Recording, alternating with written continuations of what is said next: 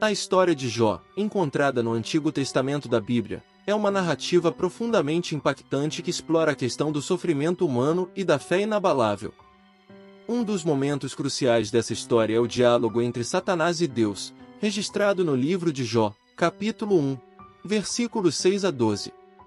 Nesse trecho, Satanás se apresenta diante de Deus no cenário celestial e inicia um diálogo que desencadeia uma série de eventos que testarão a fé e a devoção de Jó. Esse encontro entre o adversário e o Criador lança as bases para um desafio que testará não apenas a paciência de Jó, mas também a compreensão da natureza divina e o propósito do sofrimento humano. Vamos explorar esse episódio crucial na história de Jó e suas implicações profundas para a fé e a compreensão do sofrimento.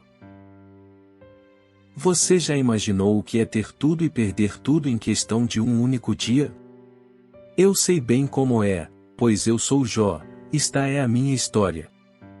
Em tempos passados, eu era o homem mais rico e próspero de todo o Oriente. Morava na região de Uz e tinha uma enorme quantidade de bens, 7.000 ovelhas, 3.000 camelos, 500 bois, 500 jumentos e uma grande quantidade de servos. Além disso, eu era abençoado com 7 filhos e 3 filhas. Sempre fui um homem temente a Deus e afastava-me do mal. Quando meus filhos faziam festas em suas casas e convidavam suas irmãs para celebrar, eu tinha o costume de oferecer sacrifícios a Deus de manhã cedo, com medo de que, durante suas festas, meus filhos pecassem e amaldiçoassem a Deus em seus corações. Então, sacrificava em favor de cada um deles. Entretanto, tudo mudou em um fatídico dia. Recebi uma série de mensagens perturbadoras. Primeiro, um mensageiro chegou, informando que os sabeus haviam atacado e roubado todas as minhas ovelhas e matado meus servos. Em seguida, outro mensageiro veio com notícias de que o fogo de Deus havia queimado todas as minhas ovelhas e servos. Logo depois, um terceiro mensageiro relatou que os caldeus haviam saqueado e levado todos os meus camelos, matando mais servos. E o golpe final foi quando um quarto mensageiro me disse que, enquanto meus filhos e filhas estavam na casa do meu filho mais velho, uma forte ventania destruiu a casa, matando todos eles. Eu estava devastado. Minha riqueza e minha família, tudo o que eu valorizava, haviam sido tiradas de mim em um piscar de olhos. Caí no chão, gemendo e sofrendo.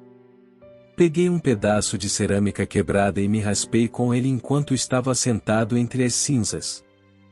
Era o meu pior pesadelo tornando-se em realidade. Neste momento, minha própria esposa, também sofrendo, me aconselhou a amaldiçoar a Deus e morrer. Mas eu recusei. Respondi a ela, dizendo que ela falava como uma tola e questionando se deveríamos aceitar somente o bem de Deus e não o mal.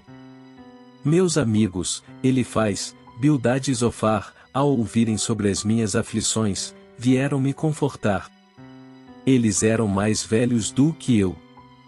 Sentaram-se comigo por 7 dias e 7 noites, sem proferir uma única palavra, vendo o tamanho do meu sofrimento. Entretanto, o que se seguiu foi uma série de discussões com meus amigos.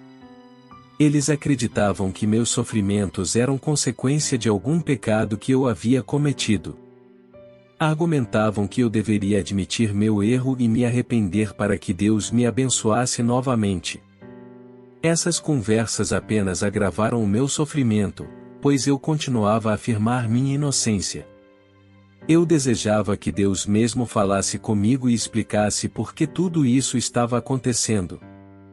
Depois de muitos discursos, finalmente, o Senhor interveio. Quem é esse que tenta obscurecer meus planos com palavras vazias? Prepare-se como um ser humano e eu o interrogarei. Onde você estava quando eu estabeleci os fundamentos da terra? Diga-me se você entende. Quem definiu suas dimensões? Certamente você sabe. Quem traçou as medidas sobre ela? Quem fixou seus alicerces ou lançou sua pedra angular, enquanto as estrelas da manhã cantavam juntas e os anjos exultavam?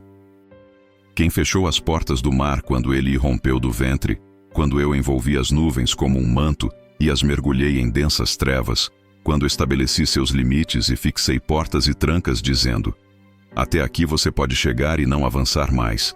Aqui suas ondas orgulhosas serão contidas. Alguma vez você deu ordens à manhã ou mostrou o lugar da aurora, para que ela pegasse a terra pelas extremidades e sacudisse os ímpios dela? A terra toma forma como o barro sob um selo, e suas características se destacam como as de uma roupa. Aquele que debate com o Todo-Poderoso pode realmente corrigi-lo? Que o acusador de Deus responda a ele. Eu respondi ao Senhor: eu sou indigno. Como posso responder a você? Coloco a mão sobre a boca. Falei uma vez, mas não tenho resposta. 2 vezes, mas não direi mais nada. Você ousaria questionar a minha justiça? Você me julgaria para se justificar?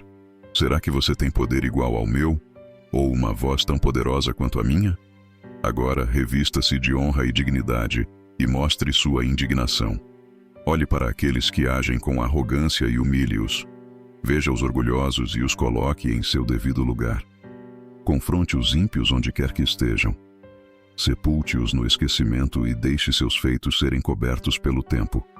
E então, eu próprio reconhecerei que você tem a capacidade de fazer o que é certo. Pense nas criaturas extraordinárias que criei, como os animais selvagens que pastam nos campos. Considere o poder do bimote, que se alimenta como um boi, com força em seus músculos e uma cauda como um cedro. Seus ossos são fortes como tubos de metal, e seus membros são como barras de ferro. Ele é uma das mais notáveis entre as minhas criações, embora eu mesmo possa dominá-lo. Até mesmo as montanhas contribuem com seus recursos para ele, e todas as criaturas selvagens brincam ao seu redor. Mesmo quando o Jordão se enfurece e inunda suas margens, ele permanece impassível. Ninguém pode capturá-lo pelos olhos, nem prendê-lo furando seu nariz. Caí no chão e declarei: reconheço que você é capaz de fazer qualquer coisa, que seus planos são inabaláveis. Você questionou: quem é este que obscurece meus desígnios sem entendimento? Compreendo que falei de coisas que estão além da minha compreensão, coisas verdadeiramente extraordinárias. Você disse: vá agora ouça, e eu falarei, e eu farei as perguntas e você me responderá. Até então, eu só tinha ouvido falar de você, mas agora meus olhos te contemplaram. Portanto, reconheço a minha insignificância e me arrependo profundamente, reduzindo-me a pó e cinzas. O Senhor instruiu meus amigos a oferecerem um sacrifício e ordenou que eu orasse por eles, pois sua ira se acendeu contra eles devido às palavras incorretas que proferiram a seu respeito. Cada vez que Deus falou comigo, isso ocorreu em meio a tempestades impressionantes. Fui lembrado por Deus de sua soberania como Criador do universo, e ele me questionou se eu poderia igualar seu trabalho impressionante na criação e na manutenção do mundo. O Senhor concluiu, enfatizando que eu não estava em posição de julgá-lo, e foi impertinente da minha parte esperar que ele se explicasse para mim. Essa experiência me fez sentir verdadeiramente humilde. Como servo de Deus, fui justificado por ele. Por outro lado, meus 3 amigos receberam uma severa repreensão de Deus. O Senhor apontou que eles não falaram com precisão sobre mim. Eu orei em favor dos meus amigos, e o Senhor restaurou minha prosperidade, abençoando-me com o dobro do que eu tinha antes. Assim, Jó veio a ter 14.000 ovelhas, 6.000 camelos, 1.000 juntas de bois e 1.000 jumentas. Jó também teve outros 10 filhos, sendo 7 homens e 3 mulheres. Depois de tudo que ocorreu, Jó viveu 140 anos, e viu até sua 4ª geração, Jó capítulo 42 e versículo 16. Muito abençoado por Deus, Jó morreu com uma idade muito avançada.